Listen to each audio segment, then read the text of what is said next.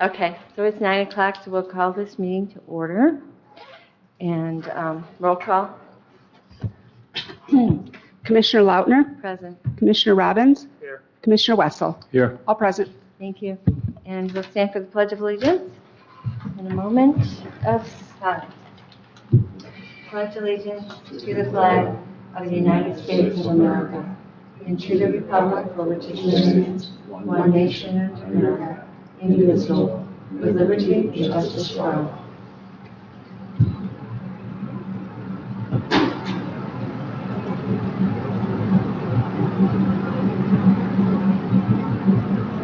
Thank you.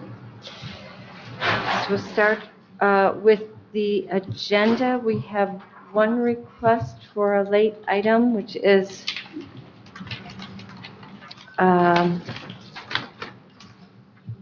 MERS eligibility. That can be number 3. We can talk about it there, okay? And Madam Chair, if it's okay, Mhm. we could start the meeting with Jared Francis giving us a brief update on the budget process and what has happened since our last meeting. Yep, we would like to have that. So that would be before 1. We'll just do an update there. I'd like to add some discussion on mid-year cost of living increase consideration for staff.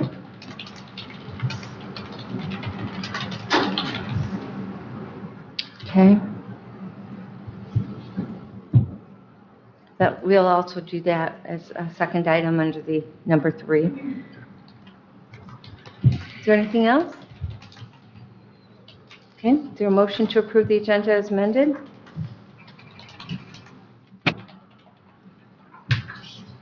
Did someone make that? I didn't hear. We have not got a motion yet. Sorry. I'll second it. How about you make it? What's that? How about you make it? No one's made a motion. Never mind. Commissioner Robbins makes the motion. Does anyone support second it? Okay, thank you. Okay. I thought we were going to adjourn. All in favor, say aye. Aye. Aye. Opposed? Thank you. We have an agenda. All right, is there any public comment this morning? Okay, I see none. Jared, do you want to give us a budget update? Yeah, so, of course, we went through last meeting to knock some of those amendments and stuff, and I think that was really the first step in getting the budget ready for next year. So this week, I'll be sitting down with a couple different people and be going into it more in depth, and that'll help us out a lot and see, of course, I'm just gonna kind of start at the beginning and see what's been done, and then kind of go through line by line, see what certain people think we should go do. And then Okay. Michelle and I and Jared met yesterday for about an hour, just planning how to go forward and how we're going to do some restructuring and some training of people and staff. So I thought it was a very productive dialogue. So Good. should be ready for our first budget meeting after the interview in September to at least start the process. Probably the biggest issue is which priorities you want to review. And one of the things we really have to look at is the HVAC system here. We have more heat pumps going bad, and they're getting very difficult to order. We've ordered 3 of them, and they're telling us 8 to 10 weeks. To receive them, Yeah, maybe. maybe. But we have more and more failing because they're just getting worse and worse. So that's going to be a So major you topic. started out with, your first statement was my next question. Jared, is the timeline, did you say maybe we'll get it after our executive meeting in September? Is that Well, what we you have a said? budget meeting scheduled for September 14th. We'll be ready. So we'll be on track to Yeah. get our first view of it, and, okay, Yeah, we set a series of budget dates. I don't have those dates for you. Yep. but Our goal is to be ready by those dates. great, okay. Anything else you want to share with us? Good, all right, thank you. Thank you. Thank you. Okay, so we have some minutes from July 8th. That's not correct. July 18th of 2022. Mhm. They were distributed back in July. Okay, it was a month ago, all right. I was Yeah. thinking I was thinking this was July. I know it, yes. Wait a minute.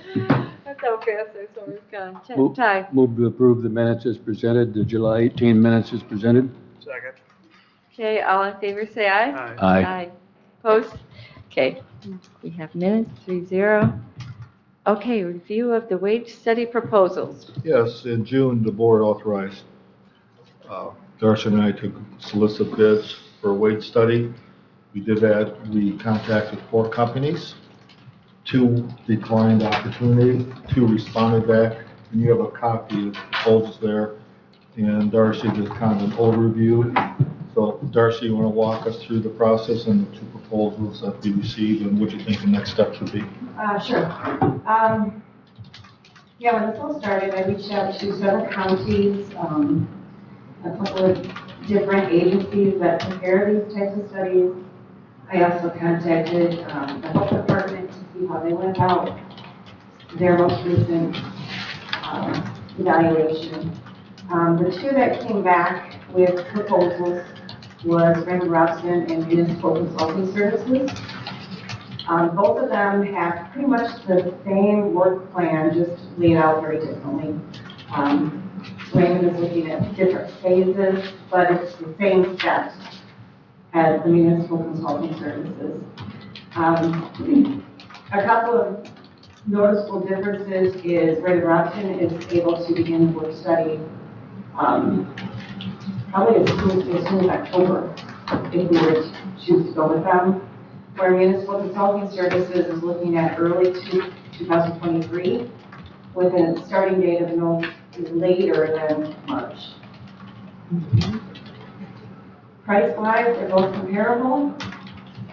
So at this point, I think it's just a matter of if you're interested in actually going forward, getting both of these companies in to maybe give a presentation to the full board.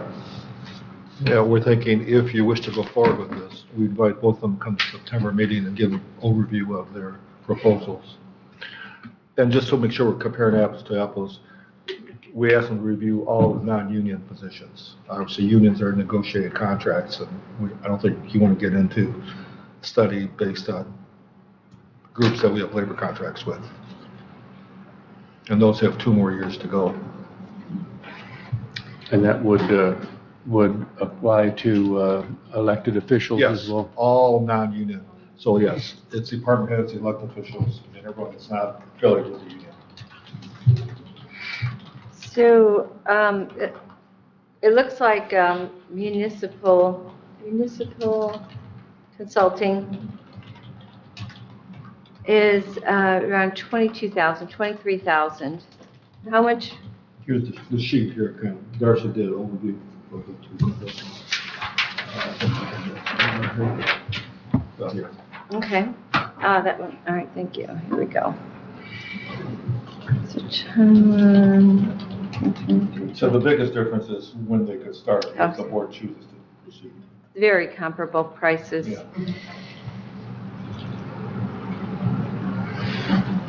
Any idea, Ty?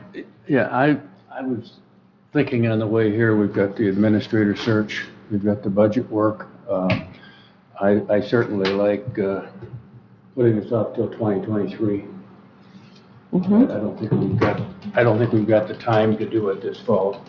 Well, if you like, we can invite both of those companies to come and give presentations, and if you wish to go forward with them, you can do that. Certainly, with municipal, they want to start 23. Raymond said they will start whenever we wish. They could start as early as October. That date would be determined by the board. If you wish to start waiting to 2023, that's perfectly fine too. So remind me of the motion that we passed as a Board of Commissioners was just to get the Just to go out for, get the quotes. Get the quotes. So there is that decision whether to even go ahead and do a study. All right. I agree with the timing, as Ty said, if we are going to do this, to wait until first of the year makes sense to me, and get through this year's negotiations and then look at it first of the year if we decide to do it. Rick?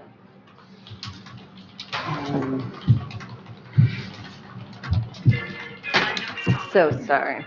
As Ted said, we'd probably have both of them come in and give a presentation, but I guess I'm also looking at too, and, we need the wage study, but if we send a survey out to employees to see what they want, We have not.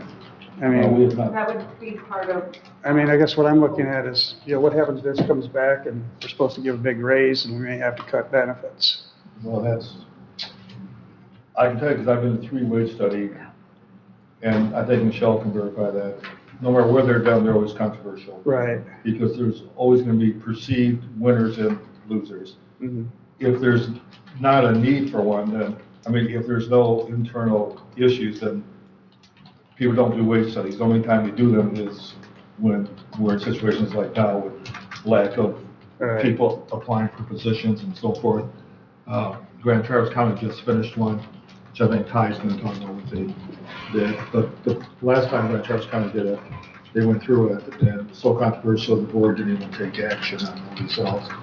The 3 times I've been through it, each time the board chose not to take action because it was so controversial. Because no matter how you do it, when you're ranking jobs and positions, especially with smaller employees, there's going to be perceived winners and losers.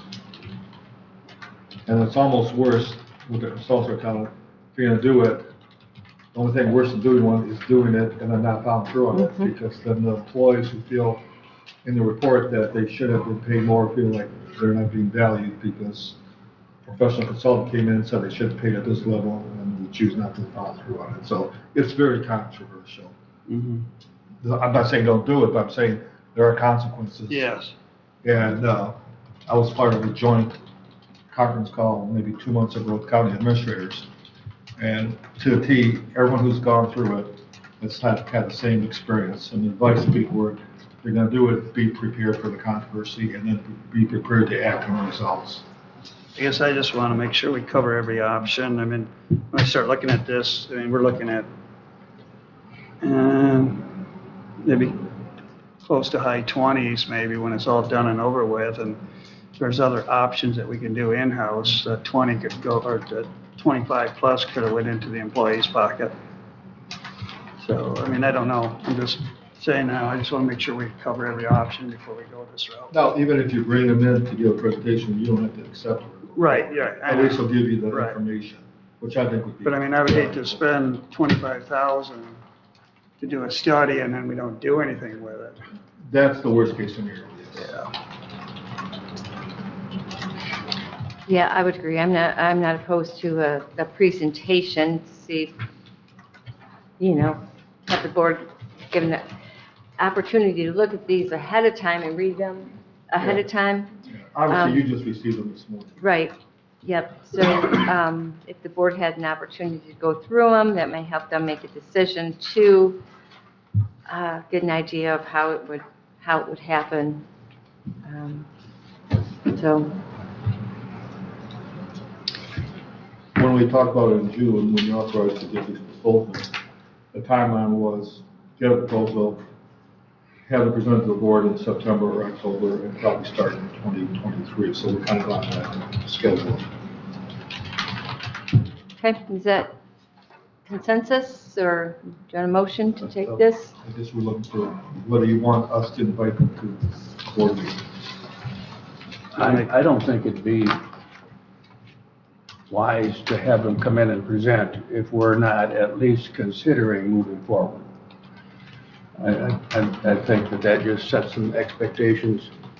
So if the board is thinking that they really want to consider it seriously, then I'd like to have a presentation. But if we're just doing it because we have these, Yeah. I don't think that's wise. What we could do is have a discussion at the September meeting when all the board have the 2 proposals and then decide what you want to go forward on. And then if the answer is yes, bring them in October. If the answer is no, then I would say thank you for the proposals. I agree. I agree, because I don't know where the board is on this issue. We haven't voted on actually whether to go forward with it or not. No. So September looks like we don't have a special meeting in the afternoon after our executive meeting for September. So if we add it to the agenda for the executive meeting, it'd be okay if we, Yeah, I think we just have to record executive committee. and maybe just try to keep the presentations. Well, we don't have to, I think what you're saying is don't invite them in September, right? Have an internal, Oh, you're saying don't invite them, between the board just have the members. information ahead of time, have the dialogue, and then move forward. Okay, I understand what you're Happened saying. earlier, I don't know, maybe it was early in the year when we had a group come in here and they had to sit like 4 hours during public comment. Yep. And they gave their show and we, told them no, or we never even followed up anymore with them. I don't want to see that happen again. So we'll take the issue to the September executive meeting. Sounds good. We'll put the two proposals Yep. and Darcy's Yep. overview in the packet, and all seven commissioners can, that way, review it. All right. Sounds like a plan, all right? All right, let's move down to then MERS eligibility. So we have a question here. For MERS eligibility, our contract is modified from 10 working days per month to 20 hours.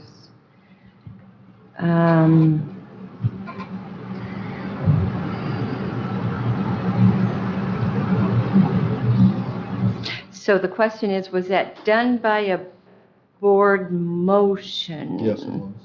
Okay, so that answer is yes, it was, so I guess the question is where this committee or where the board wants to review those eligibility criteria. So I would have to go back to that discussion and why we lowered it from 10 days to 20 hours. And do you want to speak to that, Michelle? Do you know the answer? Okay. So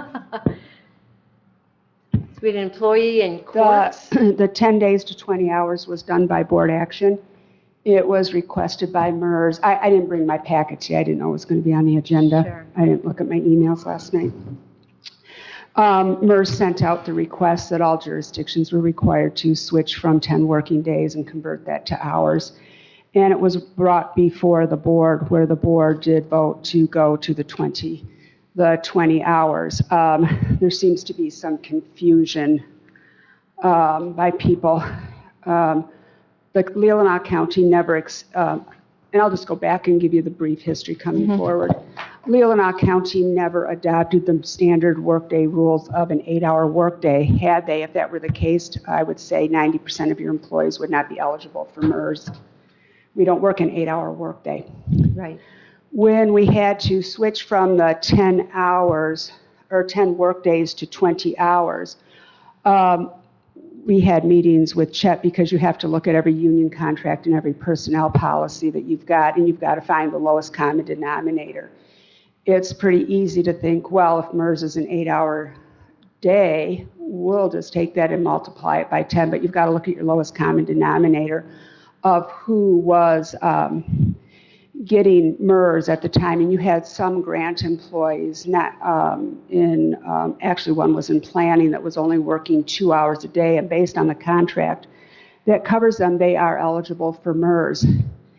And Like a prorated amount Yep. then, because, Yep, okay. yep, it's always prorated. And what Chet looked at, as well as I did, is if you've got to look at your lowest common denominator, which was that employee who was working 2 hours, as low as 2 hours a day and eligible, and you take 2 times 10 and you come up with 20. And if you will recall at that meeting, Commissioner Rushton had asked, and I've got all the notes, they might even be in my car, because I put them together myself, from the meetings, had asked, are there any changes to what we're currently doing? And the answer is no, because we did have those employees, and you have to allow for that, and you have to look at every contract. And one thing Chet and I had talked about is, are you going to go, how do you do that? Because you've got sheriffs, not picking on them, because I see the undersheriff here, they work different hours. You know, they may work a 12-hour, they may work a 10. They, at one point, were working 8s. So you have to take your lowest common denominator, and that's how you came up with the 20, because that was, and maybe I already stated this, that was one of the questions that Commissioner Rushton had asked at that meeting. And I pretty much knew she would ask that because I had had a conversation with her the Monday prior to the meeting to go over this, because I knew of any of the commissioners, she would really dig into the nuts and bolts of that. And so that's why it wasn't in taking a 10 by 80, because then you've also got to look at your elected officials. Who is actually working? Are they working 80 hours a month? Are you going to start taking their MERS when they don't show up to work and not giving them service credit for those months? How are we going to account for, if you did do 80, the 20 we can pretty much come down to, because you as commissioners are also receiving that MERS. But it was a mandate from MERS that we had to do this. And we were pushing the gun. I had already asked for a couple extensions of getting this. So if you want to move from the 20 hours, you do have to look at every union contract. You're going to have to look at every position. Obviously, there's some positions that aren't going to get it. Temporary office people never get MERS credit. But you've got so many different union contracts, and you've got employees that might work an 80-hour biweekly. You've got 70, you've got 35. You've got all the way down to someone that could work far fewer. I can go into more detail. I just didn't bring my paperwork with me today. I think if the board wants to look at MERS, it should be a full board discussion, probably one of our budget meetings, because that's have an impact financially. Before did we reflect 10 working days? You did, but that 10-hour working day could be anywhere from 10 working days. It could be a 2-hour per day That's working, what I'm- and it could be up to a 12-hour per working day.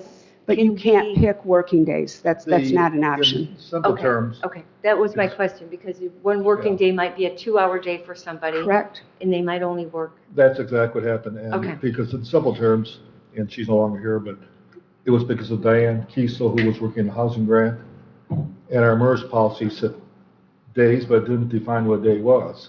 Yes. So MERS says, okay, if she works 1 hour a day, does she Is get that a credit working for a day? That was where I was going with versus someone who that. works 8 Yeah. hours a day? Yes.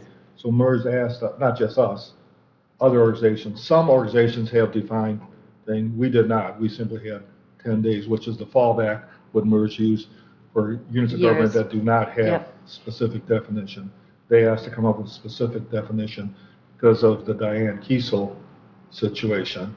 Because she truly, some days she was working 1 hour a day because, as you know, those funds kept getting reduced and reduced and Yep. reduced. And so MERS asked us to give us clarification on what is the definition. So our definition is 20 hours a month minimum to receive prorated MERS. Right. It's always based on your, 10 years to vest, your highest 5 years calculation, and then it's based on the percentage rate. But MERS is satisfied with our language now? Yeah. Okay. Yeah. As a unit of government, it's up to that unit to define what they define as eligibility. So it does vary from you. Well, and if you're going to change it, you're going to have to be very, very careful in how you look at this, because it's going to affect every union contract. It's going to affect your personnel policy, and you're going to have to go because you've got so many different classes, unless it's being proposed to take away MERS coverage from employees. I mean, which is certainly a discussion you can have, but it certainly was not one and Chet and I were going to bring, because if you've got this group of employees, are you going to make it 80? Are you going to make it this 70 for this group? Because So let's just take that, just for sake of argument, or Sure. actually, just because I'm curious, I wouldn't want to do this, but when you say that, if we did want to do that, we could just say, okay, you must work a minimum of 80 hours a month, but that those people working any less would be ineligible then for MERS. correct.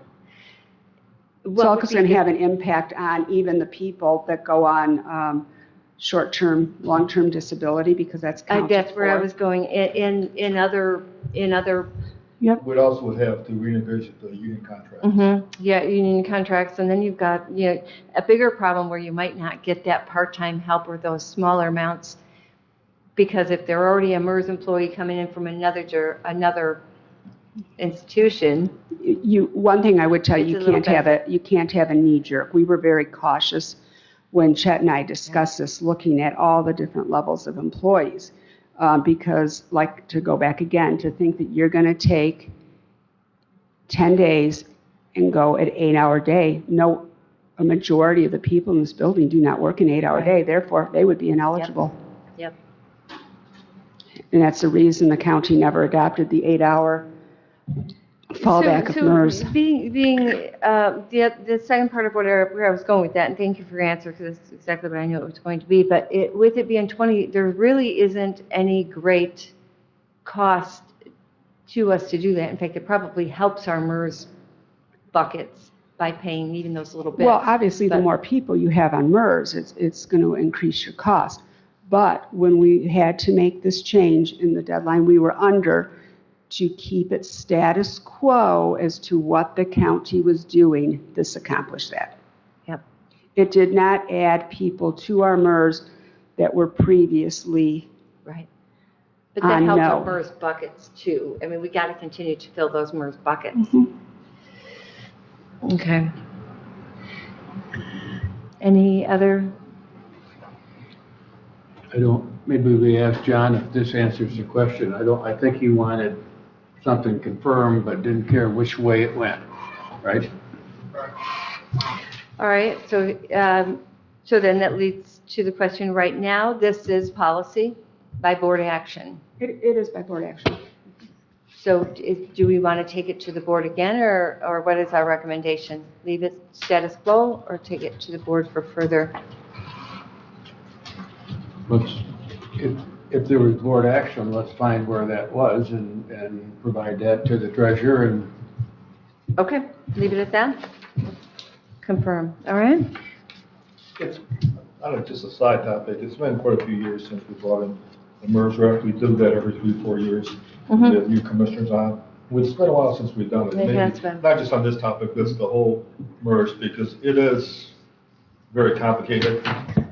And for example, Rick, you have never heard the presentation on how MERS is structured. Lois hasn't, Gwen hasn't. Have him bring his bell curve. Well, Chuck, can I just add something? Because the one thing, if you are going to discuss it, what you can do is you can have multiple levels of MERS by all your different groups. Because if you have certain classes of employees, or positions, I don't like to say employees, but certain positions, that this group here works 70 hours biweekly. This group is a 35-hour. This is a 17 and a half. This is an 80. You can make those multiple things. But we had just settled union contracts also when we were doing this, and this was the cleanest way to keep everyone where they were. I mean, so you can do multiple. It gets very complicated. Yep. One of the things during negotiation that has helped us, and the employees agree, our employees pay very little into MERS. The county picks up the vast majority of the cost, which is a great benefit for people here. And that's always brought One up of the during many. negotiation, as you remember, because you sat in those meetings. One of the many benefits. But at some point, it would be, not right away, but I think it would be good to have MERS come in and give an overview of our entire MERS system. I agree. It is very complex. I agree. Don't think I hear any discussion on that, so maybe schedule that sometime, whenever you can fit it in. All right, mid-year cost of living, yeah, thanks. I know Grand Traverse County would say that their employees are below market rate and look to Leelanau County as maybe being fairer. But as as we look at this year's cost of just putting food on the table in a family of four is about $100 a week extra. And the latest inflation number that I saw was somewhere between 7.5% and 8.5% for the year. I would like to have us as a board consider some sort of yet this year, mid-year increase, inflation adjustment, similar to what Grand Traverse County did. Now, Grand Traverse County had to do more than what I think we'd need to do. They did a couple of 3% increases and a total package of about 9% increase on their base wages. Our employees don't work 40-hour weeks. I don't know how some of the lower salaried ones make it. We've got a good retirement plan and a good benefit plan, but that does not put gas in the car or food on the table. So I would like to have a serious discussion at the board of some mid-year adjustment yet this year for staff salaries.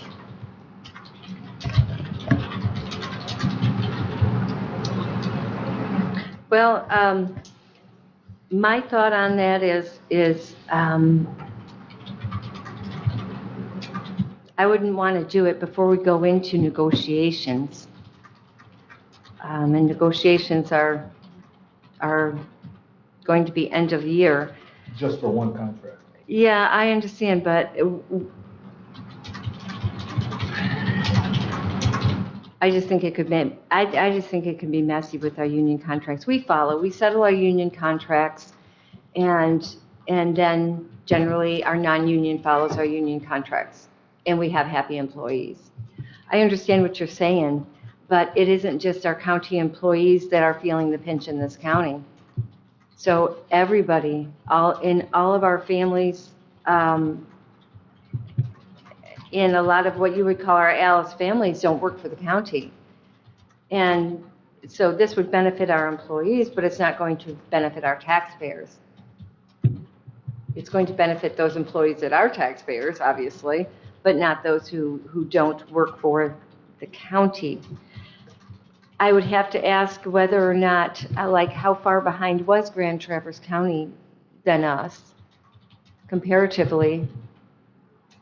Were they that far behind us if they looked to us? They had a salary and wage study that prompted this discussion, and that was some of the motivation for making an adjustment. The first time the board looked at it, it was a 5-2 vote. By the time they got done with the salary and wage discussion, it was a 7-0 vote, which is almost unheard of in Grand Traverse County. William, I mentioned, that was probably easier than saying, well, if we're not going to do the wage study, we'll do this instead, correct? Well, they did both. But I mean, they didn't implement the wage study. Yes, yeah. They did implement the wage study? On top of that, yes, plus on top of that, because some department heads and electricians got raises higher than other ones. On top of that, Okay. they did mid-year adjustment.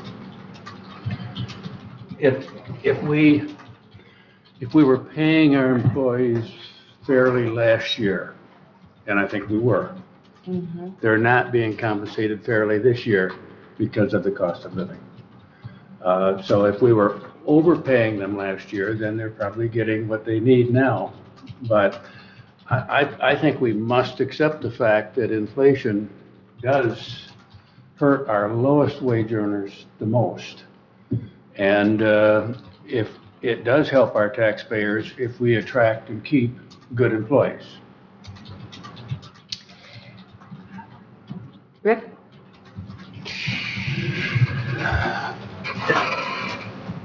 I don't know for a fact, but I'm guessing, since I used to work there, we probably have I know we have the better benefit package up here, but I know we're behind in wages with Grand Traverse. We always have been. But I haven't kept track the last few years, but I think we're behind. I think we need to do something. I look at out in the private sector, I won't mention a name, a construction company, I was talking to them, it's one of the largest ones. I mean, they're hiring warm bodies, and basically that's what it is, a warm body with no talent. And starting them out at between $20 and $25 an hour with no experience. I look at some of our departments here, they're okay. They could be better, but then I look at some of the other entry-level ones on here. I don't know how they can even afford to fill their gas tank up here to drive up here to go to work at 13, 14 bucks an hour. So I think we need to, I'm with Chairman, or Commissioner Wessel here. I think we need to look into, I don't know if we need to go to the 9.5% that Grand Traverse did, but I think we need to explore something here and help out our employees. If that is going to be the action of the board to do something, perhaps we could explore doing something a little bit different than just raising their salaries by those percentages. Because I've also, it's also, there's been the other side of the argument that we're actually not seeing inflation at this time. That things are going to balance, correct? We heard it? Things are balancing. We've heard it. I don't believe it when I go to the restaurant or the grocery store. I don't believe it either. However, that has been what we've heard, so maybe we'll wait and see if that balances out, right? So you could take a percentage and do it as a one-time, not bonus, Off scale. one time. That wouldn't add to the salary, which wouldn't make that compound year after year after year after year for when things do balance back out again or things catch up. So that would be another angle to if you want to help our employees out, or especially help the employees out that are on the lower end of the scale, whatever you have in mind, that would be one more way to do it without adding to the salaries. Now, if we did a one-time Off scale. off-scaled, does that go against MERS? Does it go into MERS, or can it be done off MERS? It generally does go into MERS, but I would think when we did the ARPA payments, there was a resolution to not have it go to MERS, but I'm not positive on this that you can do that. It certainly is something Darcy and I can call to check on to see. I just don't know that it's going to impact you that much for the amount of money you're talking about to do it. It may be more No, I'm bad just saying that PR it's than. one more thing to think about. And then is it taxable, et cetera? Oh, it's definitely- taxable. Definitely all taxable. Okay, so all taxable, so they don't have to worry about that. And then that's just another option. I would say let's look at all options rather than add it to a base salary. And I was not suggesting 8%. I think that's what the inflation rate was, but that was not the adjustment that I was talking about. I think some sort of adjustment would be warranted. Okay? I think our biggest challenge is, as both you pointed out, is people at the lower end of the scale. We're basically talking about our support staff, Teamsters, employees. When we have openings, we're not getting applicants. Right. Michelle had a couple of openings that she got very few applicants. When we try to hire our county employees, we don't get applicants. We're not even, our starting pay, and we've been putting people at different levels of step just because our starting pay is so below the average. I think they could go out and work almost anywhere. I saw opening in Hanson's in Suns Bay. I just looked at starting pay. Their starting pay is more than we pay our support staff people. Now, you're right, we have benefits, everything else. I mean, I'm not comparing, but if you just look at the starting pay, I was surprised we are. We've had some discussions with the union about placement of people on the scale and everything. That's something we can look at, maybe adjusting that for certain positions. So, I mean, there are a lot of things we could do without changing, as you said, the wage scale. Remember, if we do anything, it has to be in accordance with the union and we'd have to get a letter of understanding. So outside of our non-union employees, it'd have to be a joint decision. Most of the time, the union are not going to disagree with additional thing, but we would have to have agreement and discussion with them and letters of agreements. As we did the one-time stipend during COVID. As you remember, we had to have a letter of agreement. Yep, yep. Any thoughts? Any action? Any Well, direction? if we're going to have a talk in September about a wage study, this would be a good time to have a talk about that, because the two are parallel, and have one discussion on both issues, Okay. and get feedback from all 7 commissioners. Is that the intent? Thank you. All right, any other discussion items? Chairman, are you moving that to September executive? Is that what? Along with the wage study discussion, parallel? Okay, well, we've covered the budget. Is there anything else that we need to discuss? Any other items? No. Don't see any hands raised, nothing we forgot. Okay, board member comments? It was nice to have Commissioner Rushton join us this morning. Yeah. She thought she was coming to a budget meeting. As she always is. She's all prepared. She could probably give us discussion items after going through her budget. Thank you, Deborah. Public comment? I see none. I have public comment. Yes, go ahead. I just want to go back to this mid-year adjustment. Oh, I'm sorry, Michelle Crocker, and I am speaking as county clerk.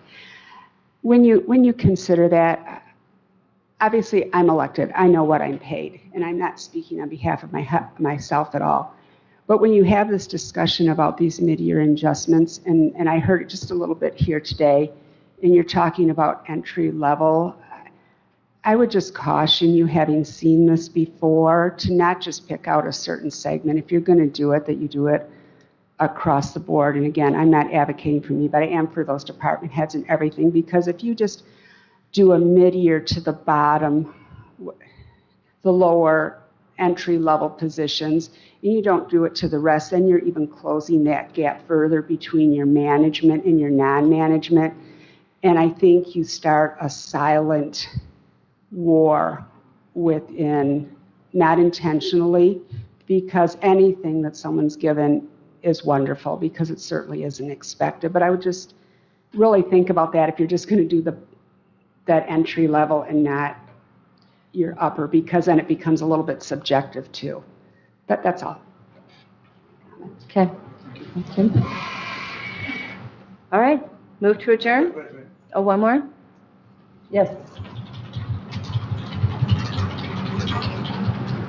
Jim Diesel, Undersheriff, I speak as the Undersheriff too. I concur with the clerk, we go even one step further. If you're going to look at the mid-year adjustments, it should be for everybody. And I think even the wage study. I understand that it could have an impact on contracts, negotiations, but I think if you select out a few people, don't look at everybody, then you're doing it the wrong way. Grand Traverse looked at everybody, even the union people. The wage study has to encompass all parties, not just a select few. Rick? I guess I want to clarify something. When I was talking, I meant across the board. I wasn't, Oh, I know. okay. Yeah. I was just talking about selected groups here. And I thought it also came up, you could be different levels at different levels, correct percentages? Not necessarily wage, but, you know, that off scale, but different percentages based on different. Oh, and elected officials can be raised during a term. So it could be elected officials also? Yes, they could. Commissioners cannot. The only commissioners you can't. We could do the 6, though, the 6, 5? Yeah. Okay. All right, anything else? It might be helpful it'd be helpful if we get a little bit more background from what Grand Traverse County did. Because we've thrown out a few things today, and the undersheriff threw out something. Let's make sure we all know. Both adjustments equal to the union.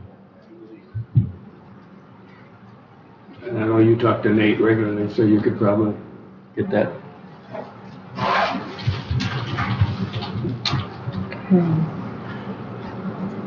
Anything else? No further comments? Is there a motion to adjourn? Motion adjourned. Support? All in favor, say aye. Aye. Ouch.